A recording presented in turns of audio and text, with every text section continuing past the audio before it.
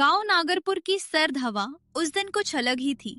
रात को जैसे हवा में सिर्फ ठंड नहीं बल्कि एक सन्नाटा, एक उदासी, एक अकेलापन भी घुला हो। गांव के घरों में चूल्हे जल रहे थे, रोटियों की खुशबू थी, रजाइयां खनक रही थी। लेकिन गांव के किनारे जहां रास्ता कच्चा है और 2 कदम बाद घना सन्नाटा, वहां एक पुरानी टूटी हुई झोपड़ी खड़ी थी, मानो हवा के डर से खुद में सिमटी हुई। उसी झोपड़ी में रहती थी 2 बहनें, बड़ी बहन गौरी और छोटी बहन लक्ष्मी। दोनों बहनें मिट्टी के बर्तन बनाकर जैसे तैसे अपना पेट पालते थे। उनके झोपड़ी में दीवारें थी लेकिन सुरक्षा नहीं, छत थी लेकिन मजबूती नहीं थी, 2 कंबल थे लेकिन ठंड अब भी शरीर चीरती थी। दीदी देखो ना, देखो मेरी उंगलियां नीली हो गई हैं। ऐसा लग रहा है जैसे कोई बर्फ का सांप मेरे हाथों पर लिपट गया हो। दीदी मुझे बहुत डर लग रहा है। अगर रात और ठंडी हो गई तो क्या होगा? क्या हम सो पाने लायक भी बचेंगे? लक्ष्मी सुन, मैं हूँ ना। जब तक मेरे शरीर में सांस है मैं तुझे कुछ नहीं होने दूंगी। हमने इससे भी बुरे दिन देखे हैं। याद है जब माँ और बापू चल बसे थे? उस दिन लगा था कि दुनिया खत्म हो गई, लेकिन हम खड़े रहे थे ना, तो आज भी खड़े रहेंगे। पर दीदी उस दिन हमारे पास सुरक्षित घर था, लोग थे हमारे साथ, लेकिन अब तो बस ये टूटी झोपड़ी है। हवा अंदर आ रही है, जमीन ठंडी है और कंबल हमारे बीच भी पूरा नहीं होता। घर दीवारों से नहीं होता, घर उस इंसान से होता है जिसके साथ बैठकर डर बांट सको। और वो मेरे लिए तू है। हमारा घर ये झोपड़ी नहीं, तू है, समझी? वो तो है ही दीदी, लेकिन मैं कभी कभी ये भी सोचती हूँ कि अगर भगवान हमें देख रहे हैं तो वो हमें ऐसी ठंड में अकेला क्यों छोड़ देते हैं? हमारे साथ क्यों कभी चमत्कार नहीं करते? शायद भगवान भी चाहता है कि हम मजबूत बने। कभी कभी वो हमें दुनिया की बुराई दिखाता है ताकि हम समझ सके किसका साथ असली है और कौन सिर्फ बुरे नजर का भूखा है। हम अकेले नहीं है लक्ष्मी, हम बस परखे जा रहे हैं। दोनों बहनें बहुत मुश्किल से अपना जीवन बिता रही थी। उनके माता पिता के गुजर जाने के बाद उनके जीवन में बहुत से कठिनाई आ गई थी और अब ये ठंड का मौसम भी उनके लिए एक चुनौती थी। पर गांव वालों ने भी कभी भी उनके ऊपर दया नहीं दिखाई थी।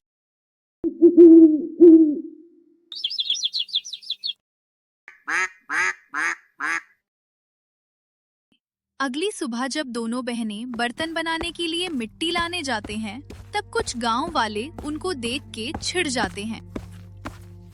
देखो देखो, फिर से ये अनाथ बहनें गुजर रही हैं। कपड़े फटे, बाल उलझे, आंखों में रोना अजीब ही बोझ है गांव पर। उन्हें देखते ही पूरा दिन बेकार जाता है। कितने मनहूस हैं ये दोनों। इनसे दूर रहो, इनकी किस्मत खराब है।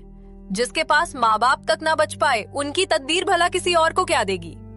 पता नहीं इन मनहूसों को मुखिया जी ने गांव में रखा ही क्यों है। दोनों बहनें गांव वालों की बात सुनकर उदास हो जाती हैं। उनकी बातों में सच कम, जहर ज्यादा था।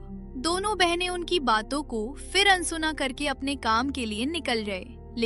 लेकिन उनके गांव में एक जहर से भी जहरीला आदमी था, धनराज बनिया। एक दिन गौरी चावल मांगने नहीं, उधार वापस चुकाने गई थी।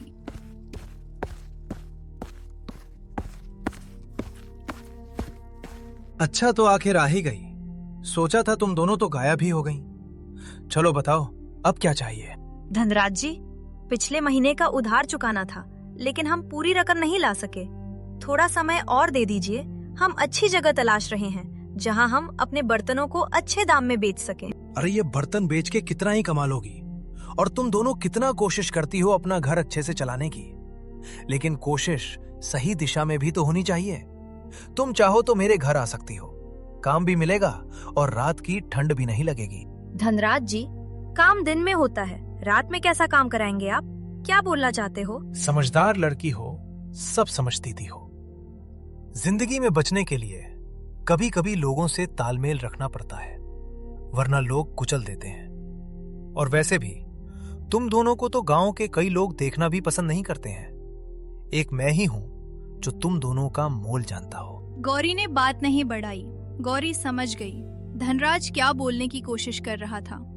गौरी को अंदर ही अंदर बहुत गुस्सा आया, लेकिन वो चुप रही और वहां से निकल आई।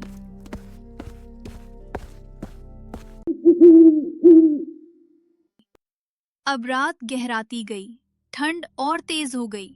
हवा झोपड़ी को हिला रही थी और इसी बीच दरवाजे पर थक आवाज हुई।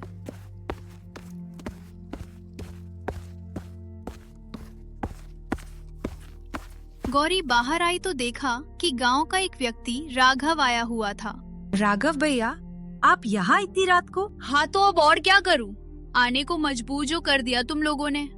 अरे मुझे गांव के लोगों ने बोला था कि ये दोनों बहनें किसी काम के नहीं हैं। फिर भी पता नहीं क्यों मैंने किसी की बात नहीं सुनी और तुम दोनों से काम करवाया। राघव की आवाज सुनकर लक्ष्मी भी बाहर आ जाती है।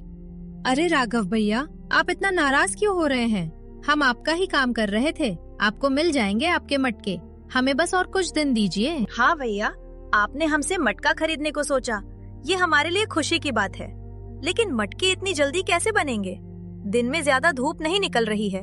इन दिनों तो मटके हम बना भी लेंगे तो सूख नहीं पा रहे, इसलिए देर हो रही है। अरे मैंने पहले ही बता दिया था तुमको कि मुझे 1 हफ्ते में चाहिए, लेकिन अब 10 दिन होने को है। अरे मेरे समय का भी तो कोई महत्व है। मुझे मेरे मालिक ने बोला था कि मटका 1 हफ्ते में चाहिए, लेकिन तुम लोगों की वजह से मुझे गाली सुननी पड़ रहा है। तुम लोग दिन रात काम करो और मुझे मेरे मटके दे दो, नहीं तो पैसे नहीं मिलेंगे। भैया, आप इतना कठोरता क्यों दिखा रहे हैं? हम कर तो रहे हैं, हमसे जितना बन पड़ता है। हम रात को चाहकर भी काम नहीं कर पाते। हमें ठंड लगती है, हमारे पास पहनने को गर्म कपड़े भी नहीं है, बस 2 फटी हुई कंबलें हैं। आप हम पर एहसान कीजिए, हम जल्दी जल्दी बना देंगे मटके। आप पैसे मत काटिए। सुनो गौरी, मेरे सामने भावुक होने की जरूरत नहीं है। मैं भी कर्मबद्ध हूँ। मुझे भी मेरे मालिक को जवाब देना होता है। वे मुझ पर बहुत विश्वास करते हैं। मैं अब इसमें कुछ नहीं कर सकता। मटका कल देना है तो दो, नहीं तो मुझे मजबूरन दूसरे गांव से बनवाना होगा। ऐसा मत कीजिए भैया, आप हम पर दया कीजिए। हमने पहले ही कुछ मटके बना ली है और मटके बनाने के लिए मिट्टी भी तैयार किया है। आप बस कुछ दिन दे दीजिए। नहीं नहीं, मैं ये सब कुछ नहीं जानता और अब इसके बारे में बहस भी नहीं करनी है मुझे। कल तक पूरे 30 के 30 मटके मिल जानी चाहिए। ये बोल के राघव वहां से चला जाता है और दोनों बहनें घर के भीतर चिंता में बैठ जाते हैं। दीदी अब क्या होगा? हमने तो बस कुछ ही मटके बनाए हैं। कल राघव भैया को पूरे 30 मटके देने होंगे, नहीं तो वो हमें पैसे नहीं देंगे और इतने दिनों के मेहनत और समय बर्बाद हो जाएगा। वैसे ही हमारे पास बहुत से उधारी है। मैं समझ रही हूँ बहन, लेकिन अब चिंता नहीं, काम करना होगा। आजकल कोई किसी की परेशानी नहीं देखता, सबको अपना फायदा चाहिए। और वैसे भी गांव के ज्यादातर लोग तो हमें मनहूस ही मानते हैं। पता नहीं दीदी, हमारी किस्मत खराब है या हमारी भगवान द्वारा परीक्षा ली जा रही है। ये सब छोड़ बहन, आज पूरी रात काम करना होगा ताकि कल सुबह राघव भैया को पूरे 30 मटके दे सके। तू मेरी थोड़ी सी मदद करके सो जाना। तुझे रात तक मेहनत करने की जरूरत नहीं, मैं सब संभाल लूंगी। नहीं दीदी, मैं भी आपके साथ रात भर काम करने के लिए तैयार हूँ। लेकिन दीदी, मटके कल तक सूखेंगे कैसे? ये तो नामुमकिन है दीदी। सब होगा, मैंने सोच लिया है। मेरे पास एक नया विचार आया है। धूप नहीं हुआ तो क्या हुआ, हम आग में गीले ढीले मटकों को सुखा लेंगे। देखना, कल तक हो जाएगा। भगवान हमारे साथ है। ये बोल के गौरी मटके बनाने के काम में लग जाती है और लक्ष्मी भी गौरी का साथ देती है। दोनों बहनें पूरी रात मटके बनाते और आग के सामने सूखने रख देते। ऐसे ही दोनों बहनें पूरी रात मेहनत करते हैं। रात की हवा ने जैसे आखिरी सांसें ली थी, पर झोपड़ी के बाहर 2 शरीर थके हुए पर हौसले जिंदा। दोनों बहनों ने रात भर काम किया था, बिना नींद के, बिना आराम के, सिर्फ मिट्टी और उम्मीद के बीच टिके रहे। मटके एक के बाद एक तैयार हुए। कुछ पर दरारें थी, कुछ थोड़े अधूरे थे, पर सब काम पूरा हुआ।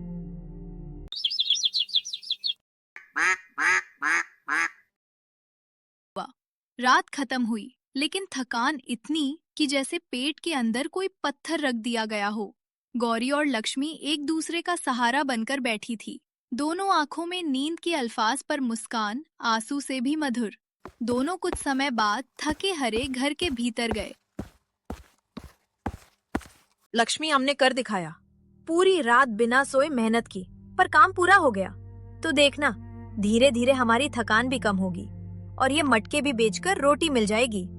थोड़ी देर बैठकर तबीयत संभाल ले, मैं आग को अब बुझा देती हूँ। दीदी मेरे हाथ थक गए हैं, सीना कुछ भारी सा लग रहा है, पर आपके जज्बे और तरकीब से हमने मटके तैयार कर लिए। अब बस राघव भैया को मटके देके उनसे पैसे लेके उधारी चुकानी है, और जो पैसे बचेंगे वो घर के काम आएंगे। हाँ बहन, ये तो है, लेकिन ये अकेले मुझसे संभव नहीं था। अगर तू नहीं होती तो मैं कुछ नहीं कर पाती। लेकिन बहन, तू कमजोर सी दिखाई दे रही है, तू पहले आराम कर, मैं जल्दी लौटती हूँ। अपनी दीदी के कहने से लक्ष्मी थोड़ा चारपाई पर लेट गई और उसने आंखें बंद कर ली, पर नींद नहीं आई। उसका चेहरा पीलापन लिए था, जैसे सहरे से रंग ही उठ गया हो। वो खुद को झकझोर कर लेती रही, क्योंकि बेचैनी सी हर पल बढ़ रही थी। सूरज की किरणें अब तेज हो चुकी थी, पर दोनों बहनों के अंदर सर्दी अभी भी ज्यों की त्यों थी। ठंडी हवा जैसे लक्ष्मी की हड्डियों में उतरती जा रही थी। गौरी ने सारे मटके एक जगह रखा और राघव का इंतजार किया। कुछ समय बाद राघव एक आदमी को लेकर आया और सारे मटके एक थैले में रखवाई और गौरी को पैसे दे दिए। गौरी, मैं अभी ये ले जा रहा हूँ, लेकिन अगर मटके ढीले लगे तो मुझे मालिक से डांट पड़ सकता है, तो इसलिए मैं पहले ही बोल रहा हूँ, अगर कुछ गड़बड़ हुआ तो पैसे वापस करना होगा।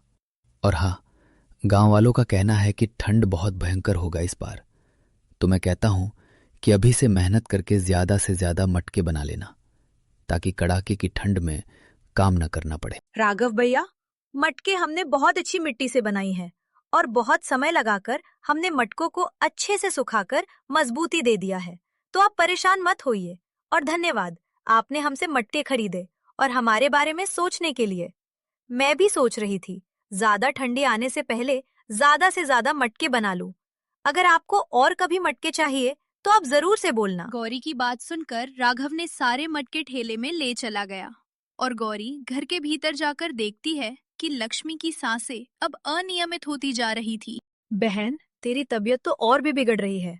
कल रात के ठंड की वजह से तुझे सर्दी लग गई है। रात भर खुले आसमान के नीचे थे हम, शायद इसीलिए ये हुआ है। मैं जाके वैद्य जी से तेरे लिए दवाई ले आती हूँ। नहीं दीदी, मैं ठीक हूँ, मुझे दवाई की जरूरत नहीं है। दवाई में बेकार पैसे खर्च करने की कोई जरूरत नहीं है। मैं 1-2 दिन में ठीक हो जाऊंगी। गौरी का मन नहीं मान रहा था, लेकिन फिर भी गरीबी के हालत के मारे वो लक्ष्मी की बात मान लेती है और दवाइयों में पैसे खर्च नहीं करती है।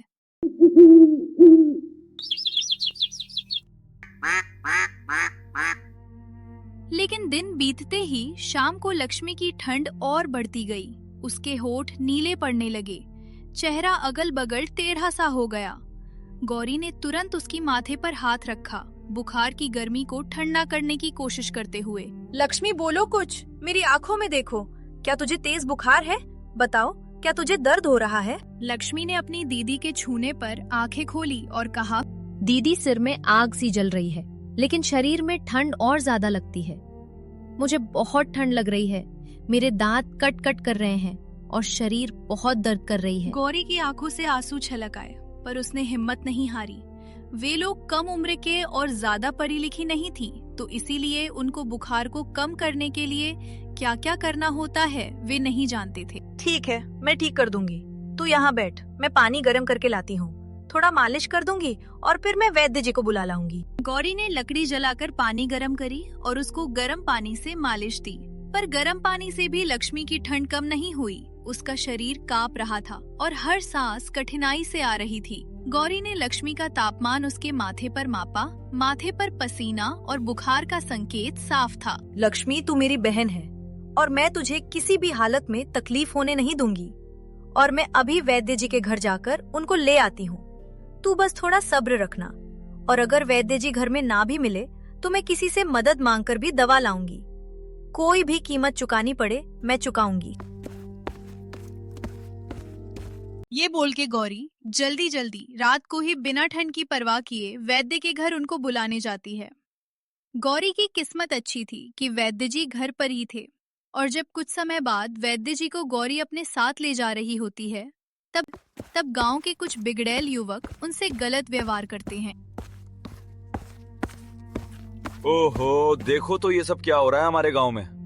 लोग अब अपना घर चलाने के लिए अपने पिता की उम्र के लोगों से रिश्ता रखने लगे हैं। हाँ भाई, सही बोल रहे हो। अगर हमें भी ऐसा अवसर मिले तो हम भी चाह रखेंगे।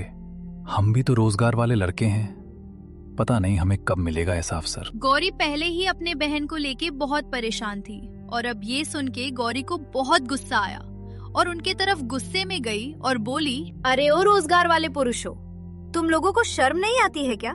किसी की मजबूरी ना समझ के किसी पर गलत इल्जाम लगाते हुए। अगर मेरी जगह तुम्हारी बहन होती और वो भी मुश्किल हालत में होती तो क्या उसे भी ऐसे ही बोलते? क्या यही सिखाया है तुम्हारे घर वालों ने? गौरी की ऐसी बातें सुन के दोनों युवक शर्म के मारे चुप हो गए और गौरी और वैद फिर से गौरी के घर की ओर निकले। कुछ समय बाद जब वैद और गौरी घर पहुँचे तब लक्ष्मी की हालत बुखार के चलते बहुत खराब हो गई थी।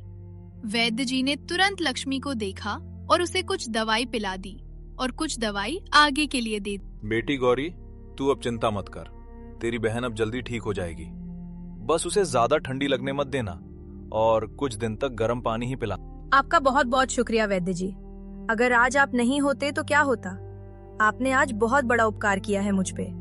आप बताएं, आपका कितने पैसे हुए? अरे नहीं बेटी, मैं तुमसे पैसे नहीं ले सकता। मुझे पाप की भागीदारी मत बनाओ। तुम दोनों बड़े मुश्किल से तो अपना पेट पाल रहे हो, तो मुझे पैसे देने की कोई जरूरत नहीं है। तुम दोनों गांव की बेटियां हो तो मेरी भी बेटी जैसे ही हो। और हाँ, आज मुझे तुम्हारी साहस देख के बहुत अच्छा लगा। कैसे तुमने आज उन बिगड़ैल युवकों को सबक सिखाया। वे लोग है ही उस काबिल। तुम बहुत साहसी हो और ऐसे ही साहस से अपने और अपने बहन का साथ बनाए रखना। आपका बहुत बहुत धन्यवाद वैद्य जी। आप जैसे लोगों की वजह से ही तो इस गांव में रहने में अच्छा लगता है, नहीं तो हमें तो बहुत से लोग देखना भी पसंद नहीं करते। चलिए वैद्य जी, मैं आपको आगे छोड़ कर आती हूँ। नहीं नहीं, मैं चला जाऊंगा। तुम बस अपने बहन का ध्यान रखो और हाँ, उसे ठंड लगने मत देना। वैद वहाँ से चला जाता है और गौरी लक्ष्मी को अपना कंबल भी उड़ा देती है और रसोई में खाना बनाने के लिए जाती है। कुछ समय बाद गौरी लक्ष्मी के लिए खाना लाती है। दीदी, तुमने मेरी जान बचाई। मैं डर गई थी, पता नहीं अचानक से क्यों इतना तबीयत खराब हो गई थी। मेरा तो जैसे शरीर टूटने को दौड़ रही थी। धत पगली, बुखार से भला किसी की जान जाती है क्या? तू बेकार में ही डरती है।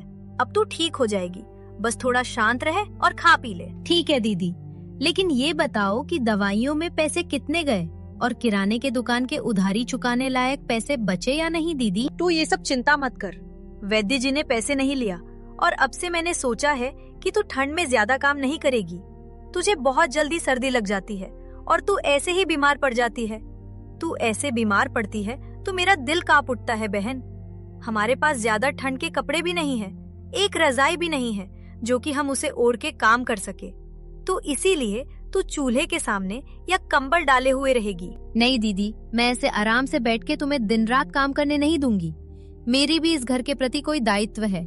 भले ही मुझे सर्दी लगे, लेकिन मैं भी तुम्हारी साथ दूंगी। अच्छा, ठीक है बहन, तुझसे भला कोई जीत सकता है, लेकिन ध्यान रखना तुझे ज्यादा ठंड लग ना पाए, नहीं तो तेरी हालत कभी भी बिगड़ जाती है।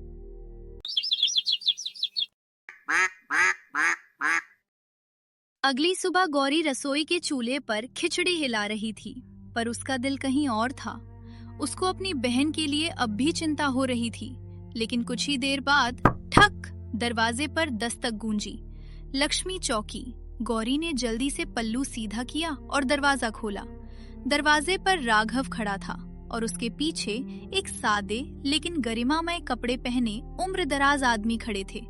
उस आदमी के चेहरे पर वर्षों का अनुभव, पर दिल में अभी भी लोगों को पहचानने की नमी थी। गौरी, मैं इनको लेकर आया हूँ। ये मेरे मालिक हैं, ठाकुर हरिदास चौधरी।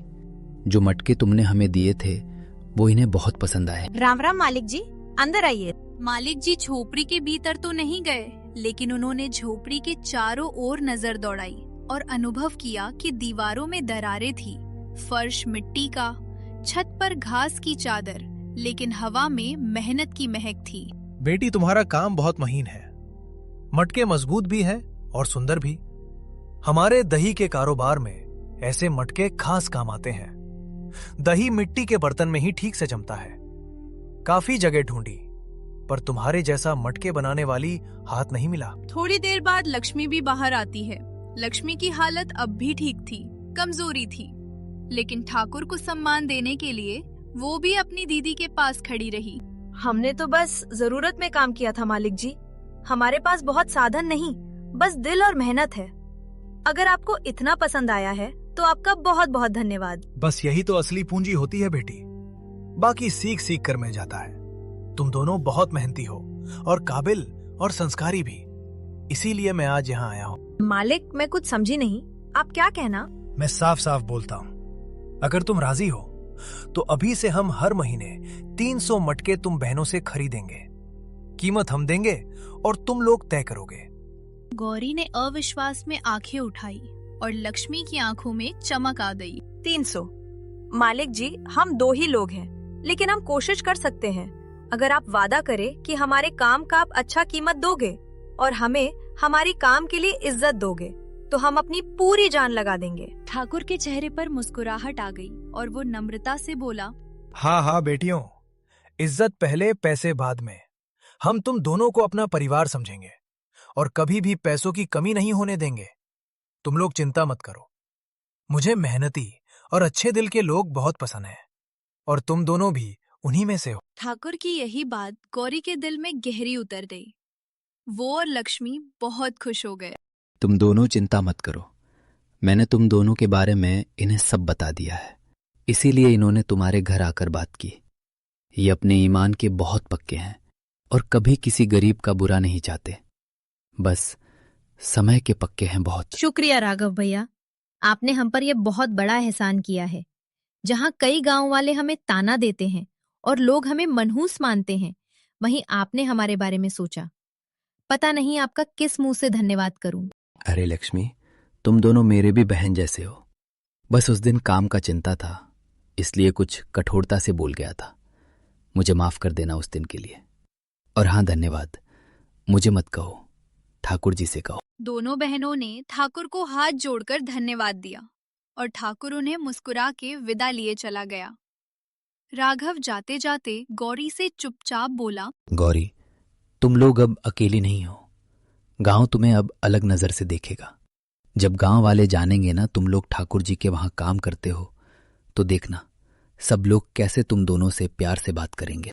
गौरी ने बस मुस्कुराकर सिर हिलाया, क्योंकि वो जानती थी लोगों की नजर नहीं, बस अपने बहन को सब खुशियां देना ही उसके लिए सबसे बड़ी बात है।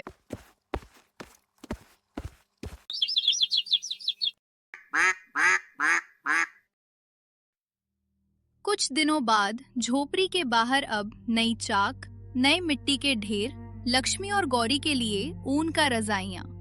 चूल्हे पर अब सिर्फ रोटी नहीं, कई तरह के गर्मा गर्म खाने की चीजें पक रही थी। गांव में बात फैल गई, गौरी, लक्ष्मी को अब ठाकुर के वहां काम मिल गई थी और दोनों के अब गरीबी के दिन खत्म हो गए थे। एक रात लक्ष्मी चूल्हे के सामने बैठी अपने दीदी के साथ बीते दिनों की बात कर रही थी। दीदी, अगर उस रात हम रुक जाते, अगर हमने ठंड से डरकर काम छोड़ दिया होता, तो आज ये सब कुछ नहीं होता। सर्दी बाहर की हो या किस्मत की, दोनों हिम्मत से ही पिघलती है बहन। हमारी उस दिन की मेहनत ने हमें इस संघर्ष भरी जीवन से बाहर निकाल दिया। अब हमें कभी भी ठंड में किसी चीज की मुश्किल नहीं होगी। हाँ दीदी, अब गांव वाले भी हमको इज्जत देते हैं। वे लोग भी अब हमारी मेहनत को समझ गए हैं। हाँ बहन, अब हमें कोई ताना नहीं देंगे। अब हम सिर उठा के चलेंगे और साथ ही खूब मेहनत करेंगे और ठाकुर जी को अच्छे अच्छे बना के देते रहेंगे। बिल्कुल दीदी, अब हम पीछे नहीं हटेंगे, अब हम हमेशा आगे बढ़ते रहेंगे। झोपड़ी अब वही थी, पर दीवारों में नई मिट्टी लगी थी। छत पर नया फूस, घर के बाहर तुलसी के पौधा। हवा में अब गुर्बत की नहीं, इज्जत की खुशबू थी। दोनों बहनों ने अपने हाथों से अपनी किस्मत बना ली थी। अब दोनों हंसी खुशी बिना ठंड की फिक्र किए अपना जीवन बिता सकती थी।